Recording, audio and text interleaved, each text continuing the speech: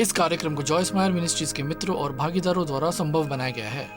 अभी कितने लोग देख रहे हैं? यदि आप स्वयं के प्रति वास्तव में ईमानदार हैं तो आप जरूर किसी बात को लेकर किसी पर क्रोधित हैं। और जब तक आप ये बहाना बनाते रहेंगे कि क्षमा करना कठिन है, आप कभी भी क्षमा नहीं कर पाएंगे।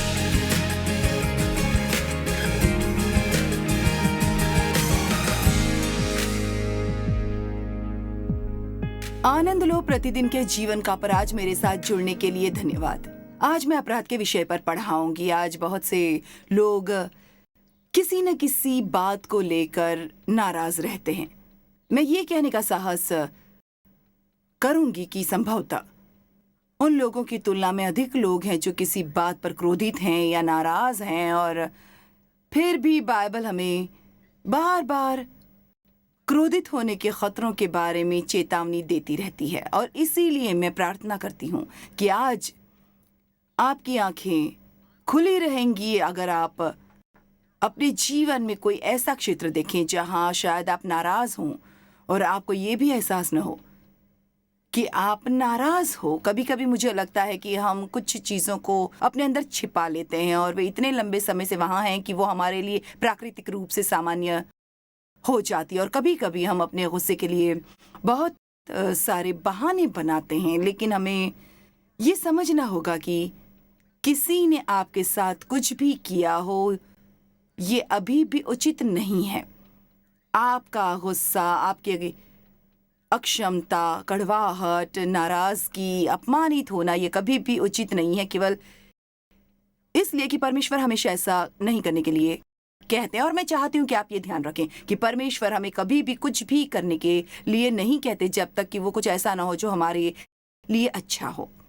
और वास्तव में मैं बार बार सिखाती हूँ कि जब आप किसी ऐसे व्यक्ति को माफ कर देते हैं जिसने आपको चोट पहुंचाई है, तो आप वास्तव में उन पर कोई एहसान नहीं कर रहे हैं, बल्कि आप खुद पर एहसान कर रहे हैं। क्योंकि जब हम किसी के प्रति क्षमा भाव रखते हैं तो वो हमें अंदर से खाए जाता है। ये ऐसा है, ये बस एक तरह से आप पर हमला करने जैसा है।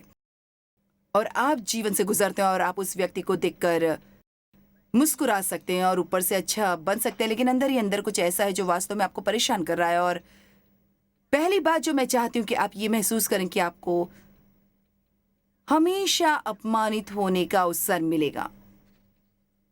शायद हर दिन, हर बार मैंने लोगों को चुनौती दी है कि वे एक सप्ताह लें और गिने कि उन्हें नाराज होने के कितने अवसर मिले। और एक लड़की वापस आई और बोली 40, और ये संभवतः एक सामान्य संख्या है।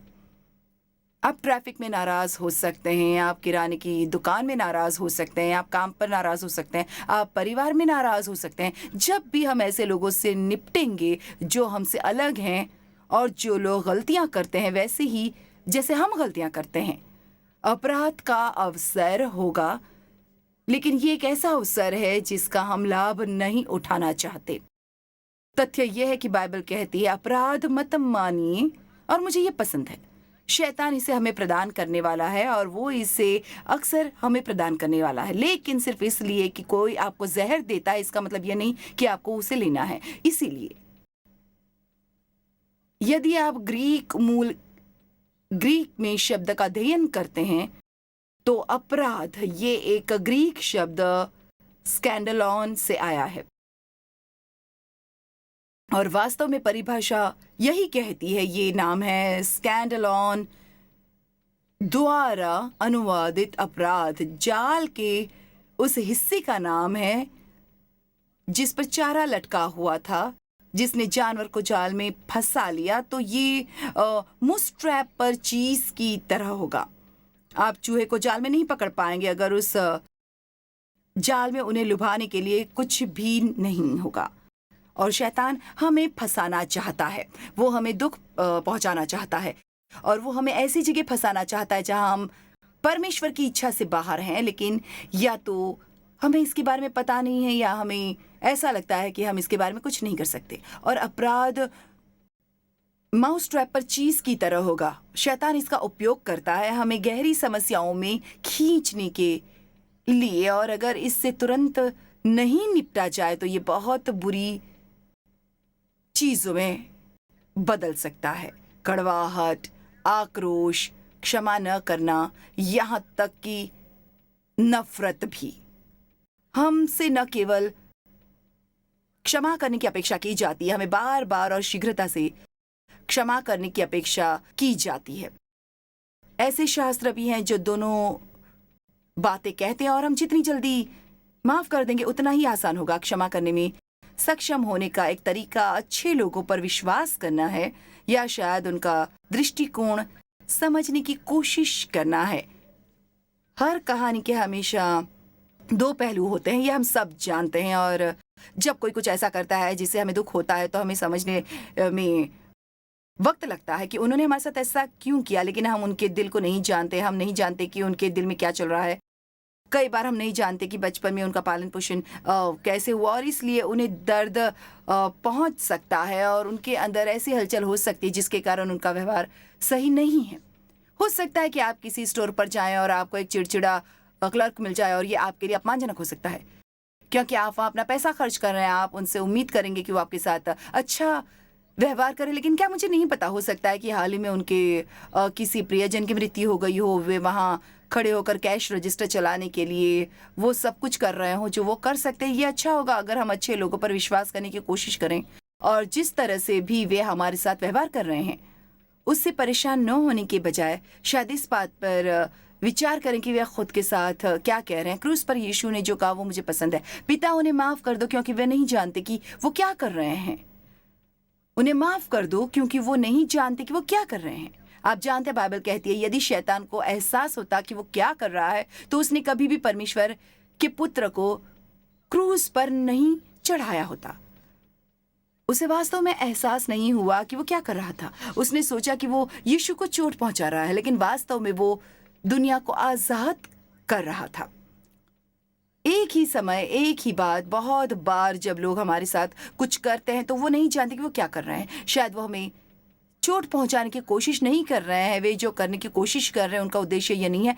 हम तो बस ऐसे दिन उनके रास्ते में आए जब वो चीज़ें उनके लिए मुश्किल थी। अब मुझे पता है कि आपसे अलग अलग लोग अलग अलग तरह की चीज़ों से गुजरते हैं और मुझे यकीन है कि आप में से कुछ लोगों को बहुत गहरी चोट पहुंची। मेरे पिता ने मेरा यौन शोषण किया था और मेरी माँ को इसके बारे में पता था और वो नहीं जानती थी कि मेरी मदद कैसे करे। वो मेरे पिता का सामना करने के लिए अपने व्यक्तित्व में बहुत कमज़ोर थी और वो नहीं जानती थी कि मेरी मदद कैसे करनी, इसलिए उसने स्थिति को नज़रअंदाज कर दिया और इस बात ने मेरे जीवन में बहुत गहरी चोट पहुंचाई। मैंने अपनी ज़िंदगी में सबसे पहले आ जाने वाले युवक से शादी कर ली। वो अन्य महिलाओं के साथ घूमता रहा। वे 5 साल मेरे लिए पीड़ा के थे। तो मुझे पता है कि चोट लगना कैसा होता है और मैं जानती हूँ कि जिन लोगों ने आपको ठेस पहुंचाई है उन्हें माफ़ करना चुनौतीपूर्ण हो सकता है, लेकिन ये बात जानना ज़रूरी है कि अगर हम कभी क्षमा करना चाहते हैं तो हमें विश्वास करना होगा कि ये संभव है। तो यदि आप में से कोई आज देख रहा है और आप सोचते हैं ठीक है मैं माफ़ नहीं कर सकता, ये बहुत ज़्यादा, ये उचित नहीं है, ये सही नहीं है। खैर, यीशु द्वारा हमारे पाप लेना उचित नहीं था और ये सही नहीं था। उनके विरुद्ध हमारे पापों के लिए हमें क्षमा करना उचित नहीं था, लेकिन उन्होंने ऐसा किया, उन्होंने वैसे भी ऐसा किया और हमें उनका उदाहरण लेना चाहिए और हमें इसे किसी भी तरह से करने की आवश्यकता है। मैं आज दुनिया में उन सभी लोगों के बारे में बहुत चिंतित हूँ जो गुस्से में, हम ऐसी क्रोधित दुनिया में रहते हैं और मुझे ऐसा लगता है कि जब तक लोग इसे समझ लें मुझे इस पर अलग अलग तरीकों से प्रचार करते रहना है। मैंने कल किसी को बताया था, मैं कार में किसी के साथ थी और हम इस बारे में बात कर रहे थे कि लोग कितने परेशान होते हैं, लोग कितनी आसानी से परेशान हो जाते हैं। और मेरा मतलब है, आप जानते हैं कि ट्रैफिक में गाड़ी चलाना कैसा होता है। मेरा मतलब है आप एक छोटी सी गलती करते हैं और दूसरी कार में बैठा व्यक्ति बड़बड़ाने लगता है और ऐसी कार चलाने लगता है जैसे आप अब तक के सबसे बुरे व्यक्ति हैं और ऐसा लगता है कि लोग आज आपको गलतियां करने के लिए मौका नहीं देना चाहते। वो भूल रहे हैं कि हर समय गलतियां करते हैं जिसके लिए वो दया चाहते हैं, लेकिन फिर भी जब उन्हें दया देने की आवश्यकता होती है तो वे दया नहीं देना चाहते। और हम उस चीज़ के बारे में बात कर रहे थे जो घटित हुई थी जिसने मुझे परेशान किया था। और आप जानते हैं, निश्चित रूप से मैं अब काफ़ी समय से जी रही हूँ और इसलिए मैं परेशान होने और अपनी भावनाओं को ठेस पहुंचाने के सभी चरणों से गुजर चुकी हूँ और मैंने सीखा है। मैंने वास्तव में ये सीखा है और सीखने में लंबा समय लगता है। इसलिए जब कोई आपसे कहता है मैंने ये सीख लिया, तो ऐसे लोग सुनने लायक होते हैं। और यदि आप ऐसा करते हैं तो आप कई वर्षों की पीड़ा से खुद को बचा सकते हैं। और मैंने सीखा है कि किसी ऐसी चीज़ के बारे में परेशान होना जिसके बारे में आप कुछ नहीं कर सकते, पूरी तरह से बेकार है।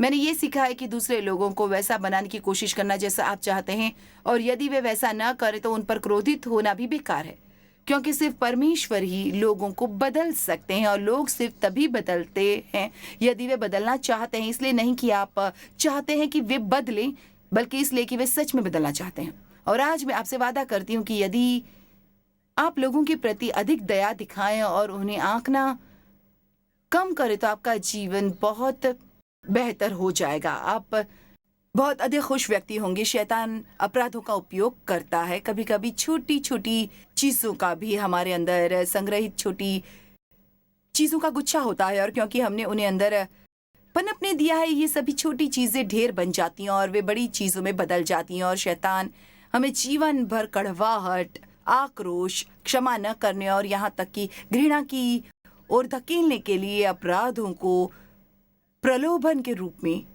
उपयोग करता है। लेकिन परमेश्वर हमें एक दूसरे से प्यार करने के लिए कहते हैं और हमारे प्यार को लाल गर्म आग पर तीव्र प्रचुर हमेशा बढ़ते रहने के लिए कहते हैं, क्योंकि अगर हम प्यार में चलते हैं तो यही एक ऐसी चीज़ है जो शैतान को हमें नियंत्रित करने या पटरी से उतरने या बर्बाद करने या उस अद्भुत भाग्य को नष्ट करने से रोकेगी जो परमेश्वर ने हमारे लिए योजना बनाई है। परमेश्वर के पास आपके जीवन के लिए एक आश्चर्यजनक योजना है, लेकिन किसी के प्रति क्षमा न रखकर आप इसे बर्बाद कर सकते हैं।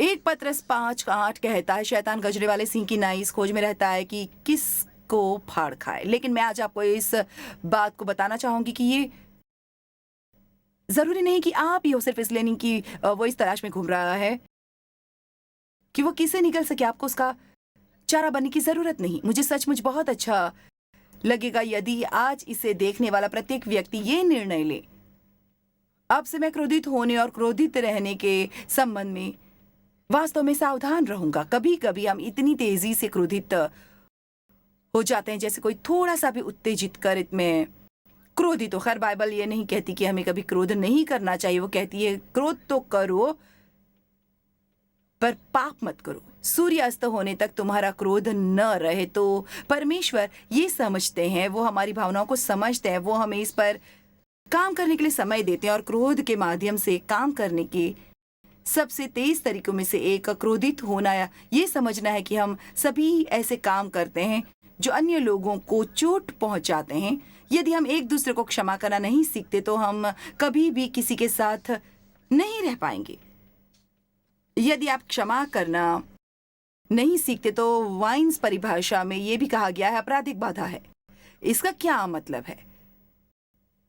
इसका मतलब यह है कि ये परमेश्वर के साथ आपके चलने में बाधा डालता और ये ठोकर का कारण बन जाता है। जब आप परमेश्वर के साथ अपनी राह में प्रगति कर रहे होते हैं तभी शैतान आपके विरुद्ध अपराध या कड़वाहट या क्षमा न करने का हमला शुरू कर देता है। और यदि आप इसका विरोध नहीं करते और शीघ्रता से इससे आगे बढ़ जाते हैं तो यह परमेश्वर के साथ आपके चलने में एक बाधा बन जाएगा और आप वास्तव में इसके कारण उनके साथ अपने रिश्ते को बढ़ाना बंद कर सकते हैं।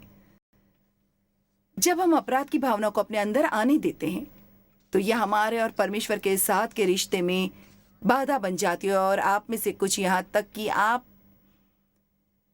में से कुछ ऐसी बातें कहते हैं, मुझे ऐसा नहीं लगता कि मैंने लंबे समय से परमेश्वर की उपस्थिति को महसूस किया है, या मुझे ऐसा नहीं लगता कि परमेश्वर मेरी प्रार्थनाओं का उत्तर दे रहे हैं। क्या आपको पता है कि शास्त्र में क्या कहा गया है? परमेश्वर हमारी प्रार्थनाओं को उत्तर तब तक नहीं दे सकते जब तक हम उन लोगों को माफ नहीं कर देते जिनके खिलाफ हमें। बाइबल में ये बिल्कुल स्पष्ट है। हकीकत यह है कि यदि तुम मनुष्यों के अपराध क्षमा न करोगे तो तुम्हारा पिता भी तुम्हारे अपराध क्षमा नहीं करेगा। मुझे नहीं पता कि हम इनमें से कुछ चीज़ों को कितनी गंभीरता से लेते हैं। हम बार बार ये देखते रहते हैं कि किसी ने हमारे साथ क्या किया, इसके बारे में हम कैसा महसूस करते हैं। और आज जब मैं ये संदेश पढ़ा रही हूँ तो मैं बस यही सोच रही हूँ, अभी कितने लोग देख रहे हैं, यदि आप स्वयं के प्रति वास्तव में ईमानदार हैं तो आप जरूर किसी बात को लेकर किसी पर क्रोधित हैं।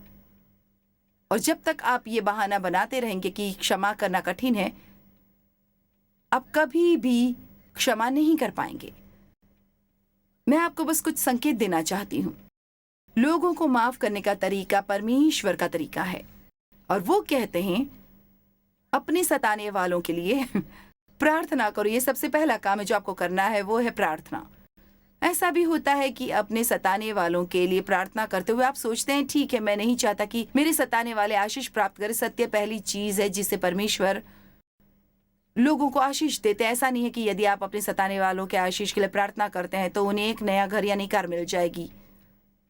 ये उस तरह की बात नहीं है जिसके बारे में परमेश्वर बात कर रहे हैं। शायद अगर आप उन्हें आंकने और आलोचना करने की बजाय उनके लिए प्रार्थना करें तो परमेश्वर उनकी आंख खोल सकते हैं और वे बदल सकते हैं। और बाइबल कहती है, अपने सताने वालों को आशीष दो, श्राप न दो। और इस संदर्भ में आशीष का अर्थ है अच्छा बोलना और श्राप का अर्थ है बुरा बोलना।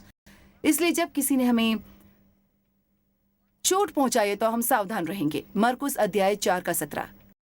बेशक मरकुस अध्याय 4 बाइबल में एक ऐसा अध्याय जो इस बारे में बात करता है कि बीज बोने वाला विभिन्न प्रकार की भूमि में बीज कैसे बोता है और वो बीज कैसे जड़ लेता है या नहीं उगता और बढ़ता है। और बीज परमेश्वर का वचन है। बीज बोने वाला पवित्र आत्मा है और हमारा हृदय वो भूमि है जिस पर वचन बोया जाता है।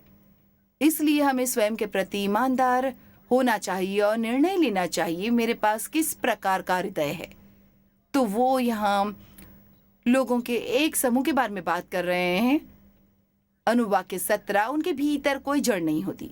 दूसरे शब्दों में उनमें कोई गहराई नहीं है। आप जानते हैं बहुत सारे मसीही ऐसे हैं, वो धार्मिक कार्यों में लगे रहते हैं, वो चर्च जाते हैं, दान भी करते हैं, वो कभी कभार कुछ अच्छे काम भी करते हैं, लेकिन सच्चाई ये है कि वो थोड़े उथले हैं। और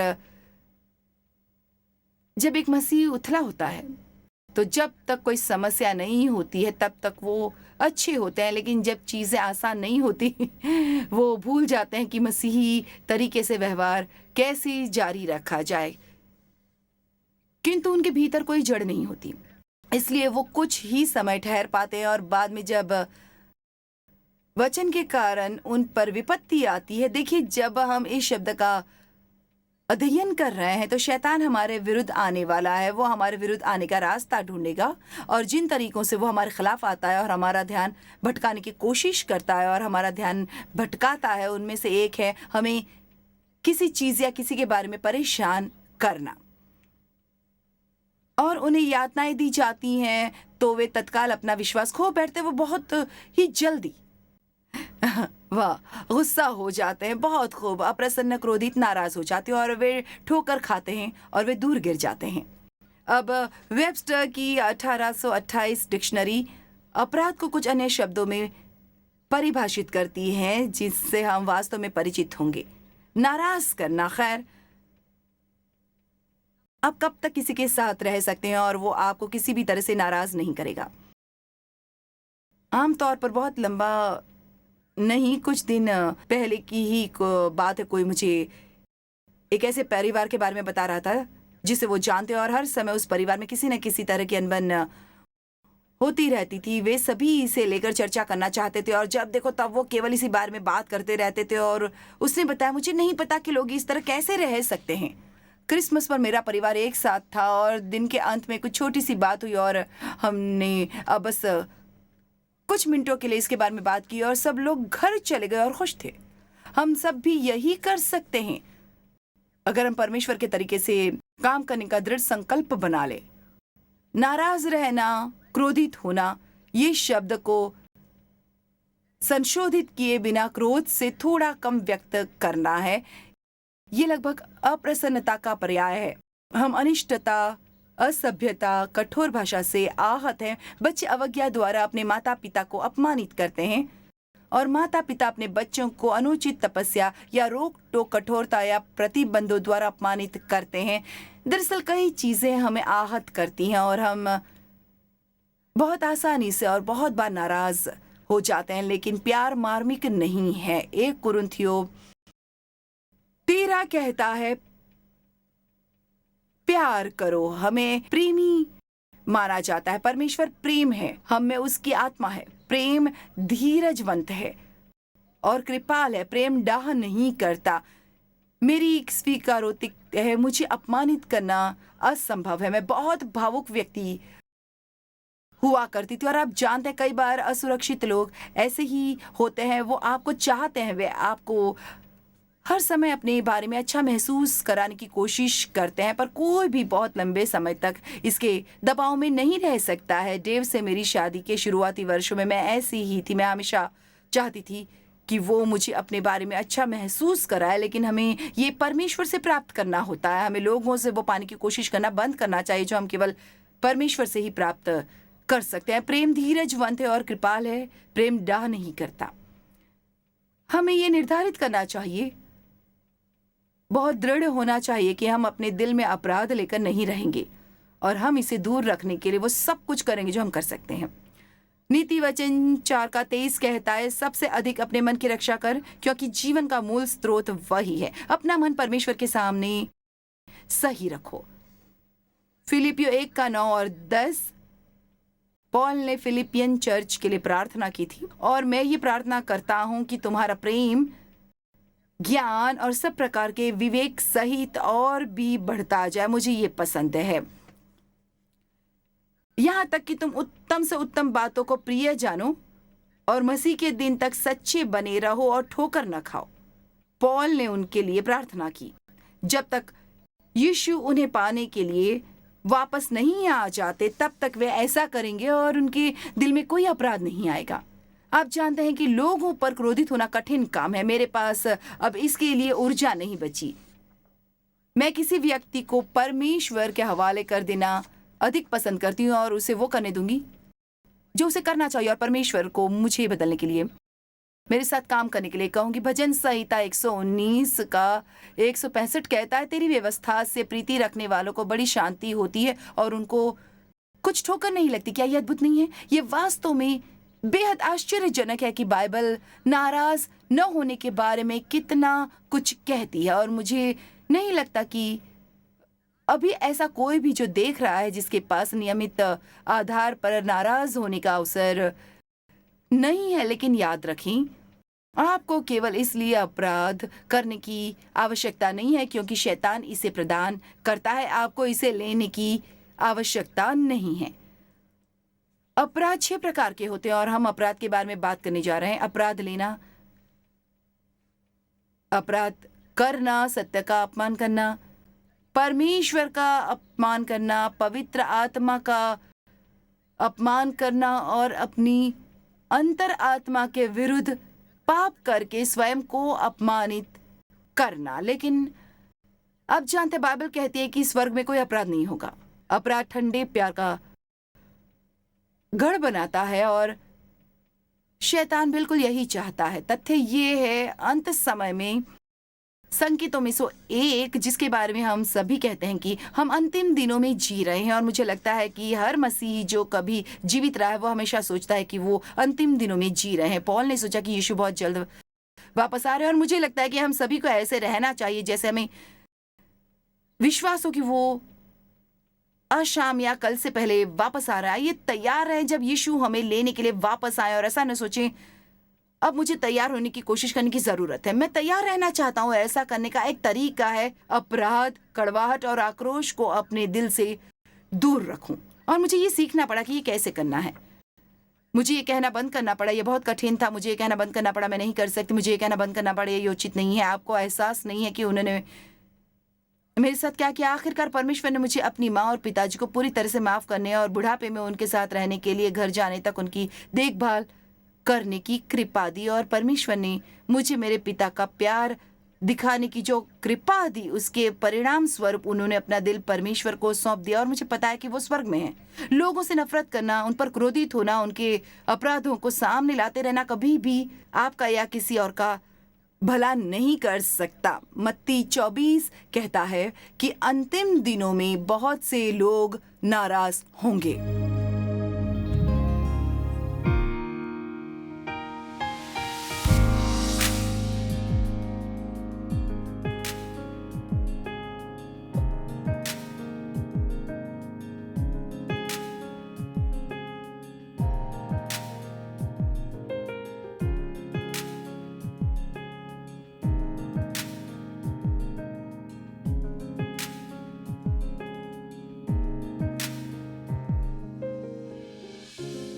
इस कार्यक्रम को जॉयस मायर मिनिस्ट्रीज के मित्रों और भागीदारों द्वारा संभव बनाया गया है।